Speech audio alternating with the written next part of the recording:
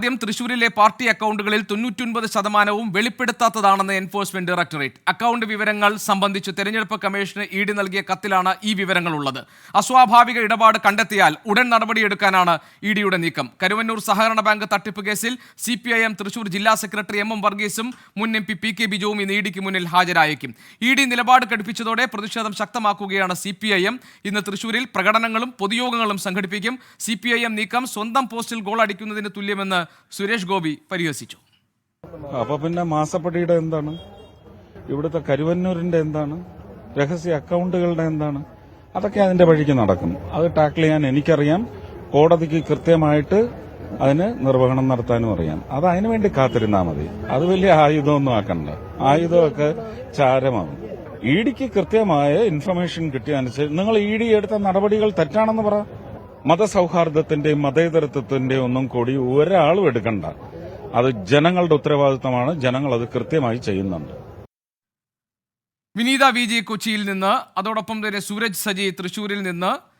സുരേഷ് ഗോപിയുടെ പ്രതികരണം സംബന്ധിച്ച വിവരങ്ങൾ കൂടി നമുക്ക് സൂരജ് സജിയുടെ റിപ്പോർട്ടിൽ നിന്ന് മനസ്സിലാക്കാൻ കഴിയും. വിനീത, രണ്ട് പ്രധാനപ്പെട്ട കാര്യങ്ങൾ. ഒന്ന്, ഈ ഉപയോഗിക്കാത്ത അക്കൗണ്ടുകൾ സംബന്ധിച്ച് എൻഫോഴ്സ്മെന്റ് ഡയറക്ടറേറ്റ് തെരഞ്ഞെടുപ്പ് കമ്മീഷന് നൽകിയിരിക്കുന്ന കത്തിൽ എന്തൊക്കെ വിവരങ്ങളാണ് അടങ്ങിയിട്ടുള്ളത്? കാരണം ഇപ്പോൾ ഈ മരവിപ്പിച്ച അക്കൗണ്ടുകൾക്കെതിരെ കോടതിയെ സമീപിക്കാൻ CPIM ഒരുങ്ങുകയാണ്. നിയമ നടപടികളിലേക്ക് CPIM കടക്കുകയാണ്. ഈ സാഹചര്യത്തിൽ വേണമല്ലോ ഇഡി തെരഞ്ഞെടുപ്പ് കമ്മീഷന് നൽകിയ കത്തിന്റെ ഉള്ളടക്കത്തിന്റെ പ്രാധാന്യത്തെ മനസ്സിലാക്കാൻ. എന്താണ് അതിൽ പറയുന്നത്? ഗോപികൃഷ്ണൻ, പ്രധാനമായും ആ കത്തിൽ പറയുന്നത് തൃശൂർ ജില്ലയിൽ മാത്രമായി CPIMന് 81 അക്കൗണ്ടുകൾ ഉണ്ടെന്നാണ് ഇഡി തെരഞ്ഞെടുപ്പ് കമ്മീഷനും ധനകാര്യ മന്ത്രാലയത്തിനും നൽകിയിരിക്കുന്ന കത്തിൽ വ്യക്തമാക്കിയിരിക്കുന്നത്.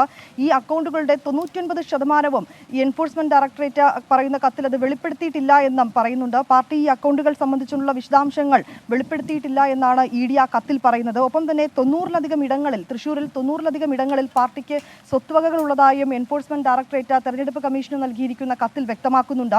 ഈ വസ്തുവകകളെ സംബന്ധിച്ചുകൊണ്ടുള്ള വിവരങ്ങളും പാർട്ടി വെളിപ്പെടുത്തിയിട്ടില്ല എന്നാണ് പറയുന്നത്. ഇപ്പോൾ ഇഡിക്ക് പിന്നാലെ ആദായ നികുതി വകുപ്പിന്റെ കൂടി ഒരു നിരീക്ഷണം ഈ അക്കൗണ്ടുകളിലേക്ക് എത്തിയിരിക്കുന്നു എന്നുള്ള ഏറ്റവും പുതിയ വാർത്ത കൂടിയാണ് നമുക്ക് ലഭ്യമായിരിക്കുന്നത്. അതായത് ഈ വെളിപ്പെടുത്താത്തത് എന്ന് ഇഡി കണ്ടെത്തിയ പാർട്ടി അക്കൗണ്ടുകളിൽ ആദായ നികുതി വകുപ്പും നിരീക്ഷണം ശക്തമാക്കിയിട്ടുണ്ട്. ഈ അക്കൗണ്ടുകൾ വഴി ഏതെങ്കിലും തരത്തിലുള്ള ഈ അസ്വാഭാവികമായിട്ടുള്ള ഇടപാടുകൾ കണ്ടെത്തിയാൽ ഉടൻ നടപടിയെടുക്കാനാണ് ഈ ഘട്ടത്തിൽ തീരുമാനിച്ചിരിക്കുന്നത്. ഗോപി, ശരി.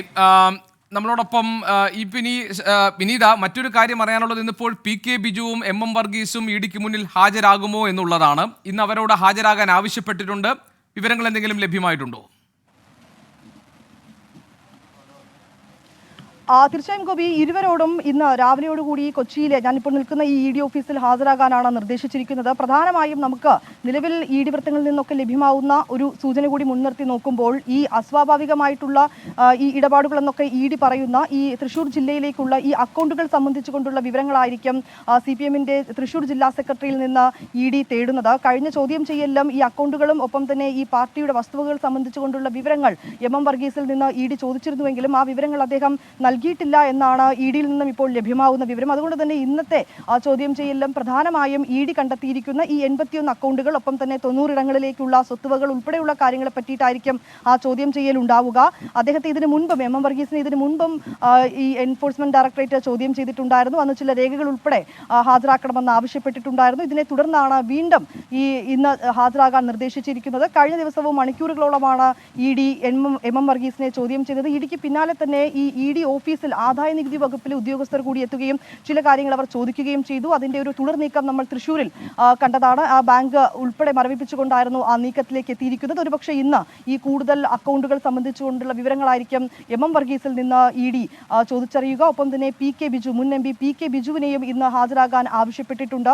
ഈ പാർട്ടിക്ക് ലഭിച്ച പരാതിയിൽ അന്ന് അന്വേഷണം നടത്തിയ അന്വേഷണ കമ്മീഷനിലെ അംഗമായിരുന്നു PK ബിജു. ഒപ്പം തന്നെ അത് സംബന്ധിച്ചുകൊണ്ടുള്ള വെളിപ്പെടുത്തലുകൾ, ഒപ്പം അത് സംബന്ധിച്ചുകൊണ്ടുള്ള വിശദാംശങ്ങൾ ഒക്കെ ആയിരിക്കും PK ബിജുവിൽ നിന്ന് എൻഫോഴ്സ്മെന്റ് ഡയറക്ടറേറ്റ് തേടുന്നത്. PK ബിജുവിനെതിരെ ചില മൊഴികളും ഇഡിക്ക് ലഭ്യമായിട്ടുണ്ട്.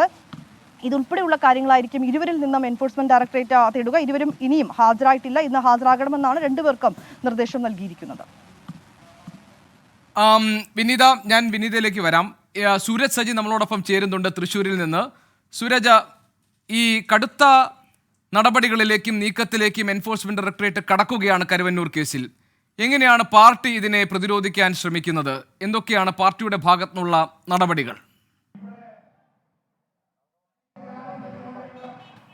ഗോപികൃഷ്ണൻ, പാർട്ടിയെ സംബന്ധിച്ച് ഈ തെരഞ്ഞെടുപ്പ് വേളയിൽ സമാനതകളില്ലാത്ത ഒരു പ്രതിസന്ധിയിലേക്ക് പോകുന്നു എന്നൊരു വിലയിരുത്തൽ തന്നെയാണുള്ളത്. ആദായ നികുതി വകുപ്പിനൊപ്പം തന്നെ എൻഫോഴ്സ്മെന്റ് ഡയറക്ടറേറ്റും ഈ നീക്കം കടുപ്പിച്ചതോടുകൂടി ഈ തെരഞ്ഞെടുപ്പ് കാലത്ത് CPM വല്ലാതെ വിയർക്കുന്ന ഒരു സാഹചര്യമാണുള്ളത്. ഇതോടുകൂടിയാണ് ഈ പാർട്ടി പ്രവർത്തകരെ അണിനിരത്തിക്കൊണ്ടുള്ള ഒരു പ്രതിരോധത്തിലേക്ക് ഇപ്പോൾ CPM എത്തിയിരിക്കുന്നത്. ഇന്ന് ലോക്കൽ കേന്ദ്രങ്ങൾ കേന്ദ്രീകരിച്ചുകൊണ്ട് ഇത്തരത്തിൽ ഇന്ന് വലിയ പ്രതിഷേധ പരിപാടികൾക്കാണ് CPM നേതൃത്വം കൊടുക്കുന്നത്. പ്രത്യേകിച്ച് ഈ CPM-നപ്പുറത്തേക്ക് ഇടതുമുന്നണി നേതൃത്വം കൊടുത്തുകൊണ്ടാണ് ഇന്നത്തെ പ്രതിഷേധ പരിപാടി എന്നുള്ളതാണ് ശ്രദ്ധേയമായിട്ടുള്ള കാര്യം. കരുവന്നൂർ കേസിൽ CPM-നെ ഒറ്റപ്പെടുത്തുന്ന ഒരു സമീപനത്തിലേക്ക് ഇടതുമുന്നണി പോകുന്നില്ല. പകരം കൂട്ടായ്മ രൂപപ്പെടുത്തിക്കൊണ്ട് ഈ തുറന്ന പോരിലേക്ക്, അതായത് ഇടതുമുന്നണി എന്ന തലത്തിൽ തന്നെ ഇതിനെ പ്രതിരോധിക്കാനുള്ള ഒരു നീക്കത്തിലേക്കാണ് ജില്ലയിൽ CPM കടന്നിരിക്കുന്നത്. അതിന്റെ ഭാഗമായിക്കൊണ്ട് തന്നെ ഇന്ന് മുഴുവൻ ലോക്കൽ കമ്മിറ്റികൾക്കകത്തും ഇഡിക്കെതിരെയും അതുപോലെ തന്നെ ആദായ നികുതി വകുപ്പിന്റെ നടപടിക്കെതിരെയും ശക്തമായ പ്രതിഷേധം സംഘടിപ്പിക്കാനാണ് തീരുമാനിച്ചിരിക്കുന്നത്.